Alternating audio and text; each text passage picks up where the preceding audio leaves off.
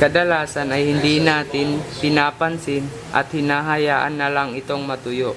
Sa ating rehiyon, nakakaranas din ng pagbaha sa iba't ibang lugar.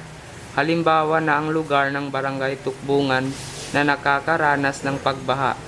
Sa katunayan, ang apektado ng baha ay ang pag-aaral ng mga estudyante na sususpindi ang mga klase at nahuhuli na sa mga lecture ng guro dahil napapasukan ng tubig ang kanilang silid-aralan.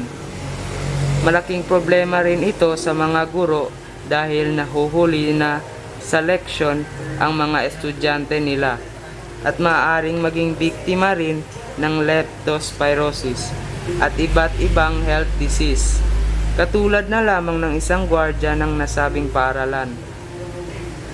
Ganoon din sa Morning Sun at Jimmy's Sati na nakakaranas din ng pagbaha. Apektado nito ang mga mamimili. Bukod sa mga estudyante at guro, ang baha ay malaking epekto rin sa negosyo o hanap buhay ng mga nagbebenta.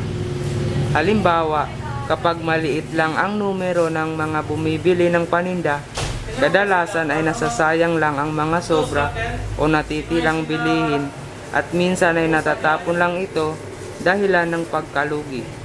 Sa ating daanan naman, ang pagtapon ng mga basura sa mga kanal o sa daluyan ng tubig ay sanhi ng pagbara ng mga kanal. Upang hindi magbara ito, ang pagtapon ng basura ay dapat nasa tamang lalagyan. Ang baha ay hindi lamang nakakaapekto sa ating mga tao, pati na rin sa mga hayop.